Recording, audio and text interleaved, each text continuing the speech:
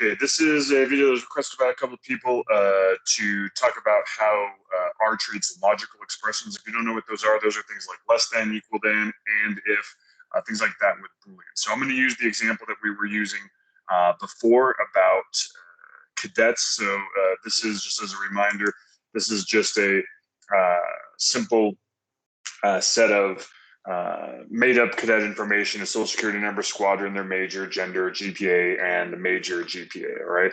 So before we get into that, let's make a little chunk of code here and just look at what a Boolean is, right? So if I, let's see, go down here, let's center, I'm gonna close this off so we can see this better. If I were just to write 5 is less than 4, right? We know that's not true, and it turns out that R knows that's not true as well, right? So when you write a logical expression like this, it evaluates it to true or false, because that's what that statement is. 5 less than 4 is false. They are the same statement. If I were to change this to 5 less than 5, it is still false because 5 is not strictly less than 5. If I were to say less than or equal to, now it is true. If I change it to 5 is less than 8, then that is obviously true too, right? Now, if I want to check if things are equal, I can't say, hey, is 5 equal to 5?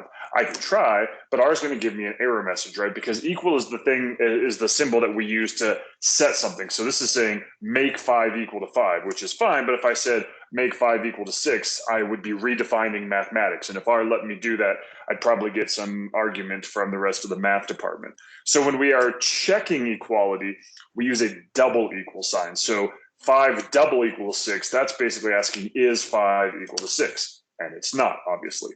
I can change it to 5 equal to 5, and it is true, right? So these are how R handles these, right? So it returns a true, false. I can also do and or ors. So for example, if I want to say 5 less than 6, and then I use the ampersand to say and then let's say and 6 is greater than 10, right? And that evaluates to false because 5 is less than 6, but 6 is not greater than 10. So those are not both true at the same time. Now, if I wanted to say or, instead of the ampersand, I use this little this in computer we call it pipe, this straight up and down. Now be careful because I know when we're writing in probability, this is what we use for the conditional probability, and that's not what this means here. This means or in the R code and mathematical notation, they mean different things. So when I run this, I get true because now it's saying 5 less than 6 or 6 greater than 10. And the first thing is true, so the or statement evaluates to true. So this is in general how we use the less than, greater than, ands, ors, things like that.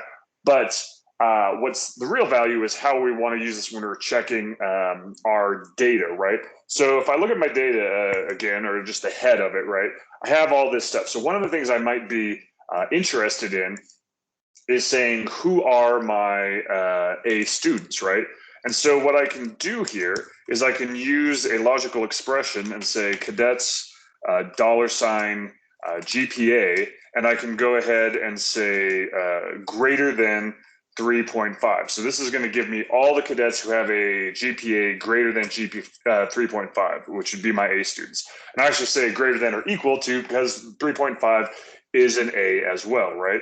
So if I go ahead and run that, I don't actually get my students. As you can see down here, what I get is a bunch of trues or falses, right? Because there's 693 cadets in here. And so what this returned was a vector of trues and falses, because each one of these is saying cadet GPA is a number, and for each one it's saying, is that number greater than 3.5? So I can know this first student represents a student who did not get an A. Down here, this represents a student who did get an A. It's not as helpful just to have this trues and false until you realize that we can use trues and falses in 2 important ways. One important way is that R counts a true and a false, as I said in the grepl video, counts true as a 1 and a false as a 0. So if I wanted to know how many cadets I had who had an A, I could change this to sum of how many GPAs where that is true and run this, and it comes to 65. So that is telling me there are 65 times where cadet, the variable GPA is greater than or equal to 3.5. And I can do that for less than equal to anything I want to compare in there, any mathematical equations. The other big value is that R uses true, false as indexes. If I give, if I say, if I tell R, I only want the rows we talked about before of saying I want row 1, I want row 2, I want row 3. Instead of giving it numbers, I give it a list of true, a vector of true and falses. It will only give me the rows where it is true rather than where it's false. So as an example of that, I can go back into here, instead of summing these up, let's say A dot students equals cadets GPA, right? So what that is going to do is that is going to, I can go ahead and run that, and it doesn't actually tell me anything. It just ran it, because what it did was it stored over here in A dot students a list of true falses. So it's 693, one for every row of true false, right? But now here's where the power of it is. If I want to reference my rows here, I can say, I can use that in my index. So if I say cadets $, let's say GPA, and then I say, but instead of ending there, I say bracket and I say A dot students in here. What that is going to do is that is going to give me back only the GPAs of A students, because as you've seen before, if I put a number in there, it would have given me back the GPAs for just the specific rows. I gave it that A dot students, which is a list of true falses. So now it is only going to give me the GPAs back where A students is true. So if I go ahead and run that, now I get a set of all of the GPAs where students are A's, right? Being able to index things with this true false vector not only is great here, but I can use it to set things, right? What if I wanted to make a new variable, right? Let's do that. So what if in here, instead of saying cadets dot GPA, let's say cadets dot grade, right? So cadets dot grade, that's a variable that didn't exist before. And I'm saying, make that wherever it is for the ones where it is an A student, let's set that to just the letter A so I can do my grades, right? But I don't want to just do A students. Let's label it for all of my students. So I can go back up to here where I stored the locations of where things were an A, and let's rewrite that to now I'm storing all of my B students in there, right? Whereas A students were people who were strictly greater than, let's say greater than or equal to 3.5. For a B students, those are in a range, right? So that's why I said for the B students, they are people who have their GPA greater than or equal to 3, and their GPA is less than 3.5, right? They're in that range. And so I set up that range for every single one, except for F students, which are just students below F, right?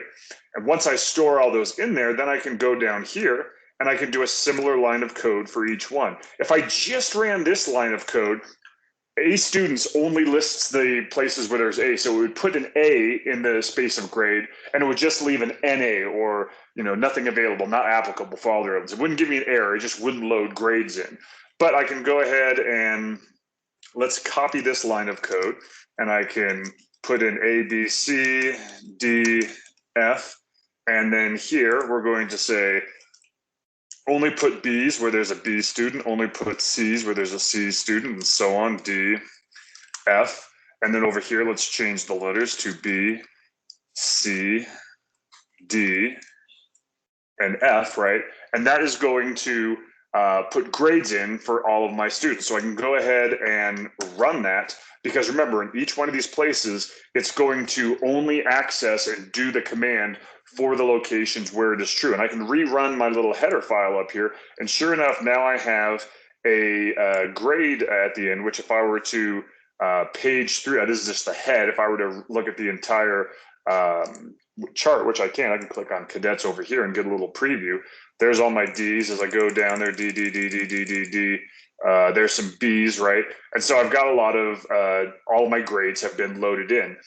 then once I have it here, I can do, I can look at some plots of that. Off the top of my head, let's look at a box plot, right? So I can look at a box plot of, let's look at my cadets $sign GPA, but let's look at it by my new variable, which is cadets $sign grade, right? So I can go ahead and run that, and there we go, right? So I've got, looks like I've got A's, B's, and D's. It's interesting. Oh, I just realized why we don't have any C's, right? Because I made my C and my D students all C. So I can fix that real fast and say, go ahead and make that a C and rerun everything. And sure enough, oh, so I don't actually have any D's in here. I just have A's, B's, and C's. These are made up data, but these are my students, so it's proper, right? And as you can see, my A's are more tightly packed, my D's are there. And so this is just an overview of what you can do with logical expressions, either to set things equal, to index them, and how you can do and or. So if you have any other questions on that, post it in the collaboration page on RStudio, where I requested either for questions or for asking more for specific videos on here. Otherwise, I hope that helps. And I will see you guys in the next video. And as always, shoot me a specific question if you have anything about this. I will talk to you guys later.